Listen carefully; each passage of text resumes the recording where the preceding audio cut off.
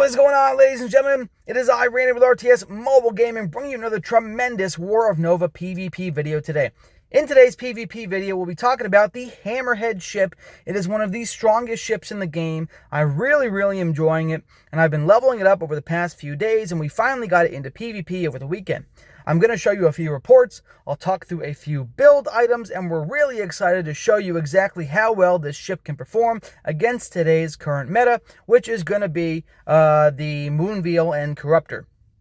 Also, in other news, I'm about to hit an enemy Hammerhead in about 10 seconds here with my Moonveil. Hopefully my build is able to defeat him, but Moonveil can actually defeat Hammerhead can actually defeat Moonveil. So let's see how we fare in this fight, and then we'll get right into the different reports. Get excited. Make sure you like and subscribe if you enjoy today's content. Oh my gosh, here comes the hit. Ladies and gentlemen, what do we got? What is it going to be? Is it death and destruction? It is death and destruction. The Moonveil was able to come away with the W, folks. But the Hammerhead did a good job against this current build. My build is designed to shred enemy Hammerheads and builds like that run heavy units. So this is good amount of death and destruction for all. Let's get into the Hammerhead build. Here we go.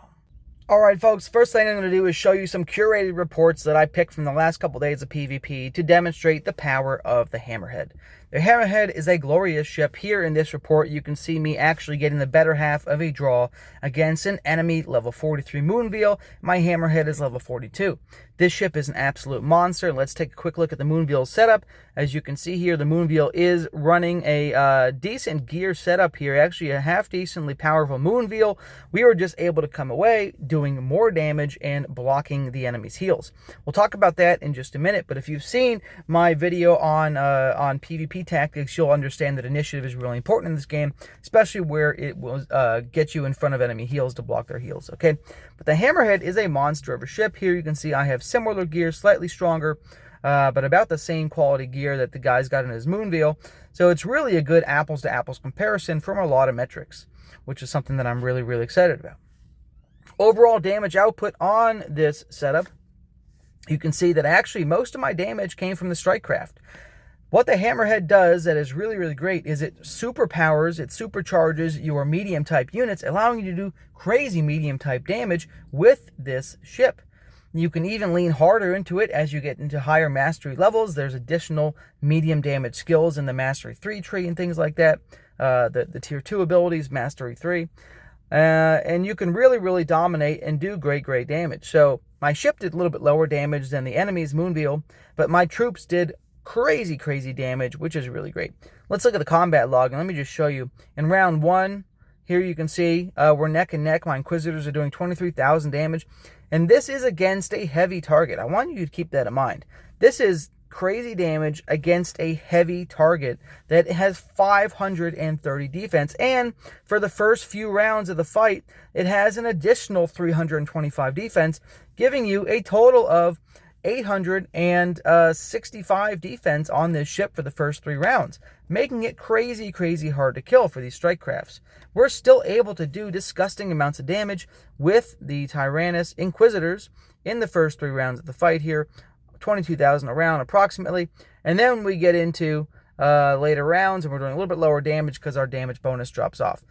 Let's take a look at another report, and then we'll get into the actual Hammerhead build itself, okay? I actually really like this report because this shows my Corruptor, which is my favorite PvP ship, running an optimal build. This is a really powerful build for the Corruptor. I have good gear on him, and we actually got dominated by this enemy Hammerhead. He was able to completely smash my Corruptor's face in, and you can see he has pretty good gear on this as well. But I just want to highlight the fact that Corruptor is my favorite PvP ship in the game right now. And it got completely wrecked by the Hammerhead, okay? Let's go ahead and take a look at the actual build that I'm running right now at this exact minute, and then we'll ask you to like and subscribe later in the video. Get excited. So, at this exact moment, what we're running on the Hammerhead is somewhere around 9 to 12 Cyclops. This is really important because it's going to help redirect a lot of damage to a much tankier unit early in the fight. But most of my units, I have about 78 right now Inquisitors on the battlefield. The Inquisitors are great because both first off, they're a medium unit, so they're going to benefit from a lot of the Hammerhead skills. Second, they're very, very tanky units. They have high HP and defense, and they actually have really great initiative and speed. This is going to allow you to march quickly when you're reinforcing. If you're in a pinch and you need to reinforce really, really quickly, you can actually not reinforce heavy units, only send medium units to reinforce with your Tyrannus Inquisitors, and your reinforcement time will be around half the time it takes to reinforce with a heavy unit, so you can get really fast reinforcements with these as well. They also, which is amazing, target enemies with low defense. So against an enemy Moonveil that's using a combination like myself that has Cyclops and Harpies, after round 3, when the Cyclops damage redirection skill drops off, the Inquisitors will be doing a second attack to the Harpies in the back row, helping kill the enemy Harpies quickly before they completely dominate. So I think that having the Inquisitors as a damage dealer is really great because they get a double attack. Their second attack hits somebody with low defense, and it's really, really incredible. All right, as far as the actual officers that I'm using, let's take a look. I like Phoenix. Phoenix is going to give me a damage bonus to my Inquisitors in the first couple rounds, which is great. It also has good power and good defense, so I'm going to get more damage output from Hammerhead and more defensive capabilities from my units. Next, we have Alfarion. Now, I like Alfarion very, very much for a couple of reasons. One, yes, his +3 damage to long is wasted on this setup, but he gives you great power, and he gives amazing initiative. It's really, really important to have high initiative with the Hammerhead, otherwise you're going to lose to enemy Moonveils. But if you have high initiative on the Hammerhead, you're going to get your anti-heal skill off, your Mastery 3 Tier 2 skill Under Siege. It will get off before the enemy's heal nuke in rounds 4 and 8, allowing you to counter a crazy amount of healing off the Moonveil and a lot of similar ships that do their healing nukes in rounds 4 and 8. So having high initiative and high power on the Alfarion is really great. In addition, having this second power ability is nice. This is going to hit anywhere from 4,000 to 8,000 damage depending on the target it's hitting. It's a very nice damage skill when it procs, and it's really going to help you add to your output. We've also got Sarah on here, another hero with amazing power and amazing initiative. She is one of the best officers in the game for this engineering slot, especially if you can get her augmented significantly to max out her light evasion at 60% chance to evade all the damage in the first round. That's a big deal if you get that high enough level. I only have her at 3-star 1 augment right now. And finally, we have Torneal. Torneal is, okay, let's talk about this. It's maybe not best in slot for Hammerhead's damage output, but it's very, very useful for my Tyrannus Inquisitor's damage output. It is going to allow me to pierce enemy ships with evasion, such as the Paladin or the Eclipse or enemy Corruptors. These different ships that have an evasion, Krakens, right? Krakens have evasion. These ships that have evasion abilities for their low defense units, this is going to allow you to bypass the evasion for the first couple rounds, which is a really big deal, allowing your Tyrannus Inquisitors to shred the back line. Unless the enemy is using a Cyclops to redirect standard attack damage, your Inquisitors will massacre the enemy back line, whether they have evasion or not. I really wish I had Torneal boosted a little bit higher to get that evasion penetration even stronger, but I'll take what I can get. This is a very, very strong officer to have. It gives great synergy. Okay. As far as the actual skill setup, let me open up from this menu, because this menu is easier to see the skills, I think. Where's Hammerhead? There he is. All right, so as you can see, I have 392 initiative like we were talking about before. Initiative is really important because, again, it's going to let me open up this Mastery 3 Tier 2 ability skill Under Siege and drop it before the enemy gets their heal nuke off in rounds 4 and 8. This is great because it is a heal block against all the enemy strike crafts on the battlefield for 2 rounds when it's applied, so rounds 4 and 5, and then 8 and 9. Depending on your speed, you're going to block a lot of healing or block no healing, because I don't know many people that do heals in rounds 5 and 9, unless you have the late reinforcements from round 7 onwards. Okay, so skilling this hero.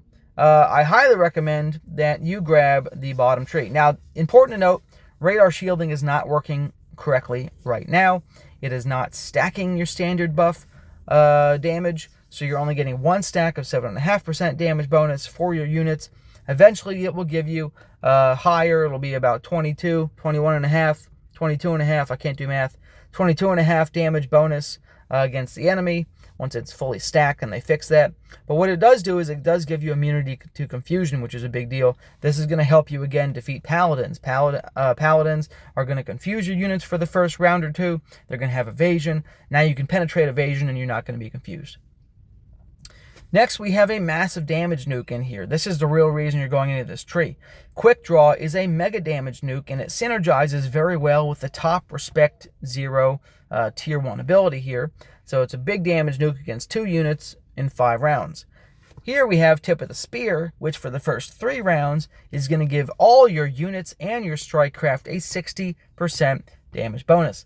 This is a really great damage bonus. I really like this. And yes, you don't have to run Tyrannus Inquisitors, but if you run Tyrannus Inquisitors, you get more damage bonus, you're immune to confusion, you get this damage bonus, which is great. And eventually, when I'm higher enough mastery level, I'll be able to put points in Heavy Ordnance, which is going to give me a 20% chance to do 70% bonus damage for my medium units. But for now, we're getting 60% bonus damage for the first 3 rounds. We're getting more stacking damage. We're getting confusion immunity. We're getting a massive damage nuke from Hammerhead. And then we're putting points into attack and recover, which is going to be another decent damage skill with some healing mixed in. But really what you're getting is 2 activations of Quick Draw, which is going to be boosted by 60% bonus damage.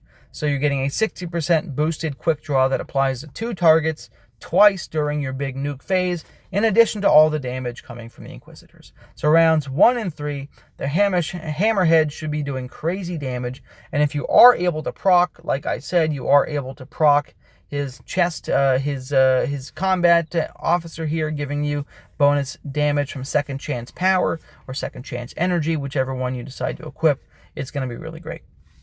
Those are the skills that we run. The Mastery 5 Tier 3 ability tree seems okay. I feel like if you're going to run this build, I'm not upset about it, but you're going to need to be a really high mastery level to run this build effectively. This is going to make your unit stun immune. You're going to be confusion immune, which is great. The one thing that you're going to have to do is basically transition from being a ship damage dealer, move all your points out of being a ship damage nuker and put them into focusing on medium units. There are, a mixture of skills in this Mastery 3 tree. I just don't know how I feel about it, because you're never going to have enough points. You could be Mastery level 25 and you won't have enough points to run the dual capital ship damage build and the ship damage build beyond what I'm already running with this top R0 tree and this nuke. You're not going to be able to really maximize that effectively, because you're not going to be able to stack all your damage in Under Siege. You're not going to be able to get Heavy Ordnance, and you're not going to be able to mix that at the same time with all this healing. You have to really decide where you're going to be at. This could be a really good skill with 30% healing every single round, but that's pretty low compared to a lot of other healing skills in the game. Okay? So, anyways, if you guys liked today's video, please feel free to like and subscribe. This is the Hammerhead, ladies and gentlemen. Again, one of my favorite PvP ships. I'm really, really loving it. Like and subscribe. Randy, out.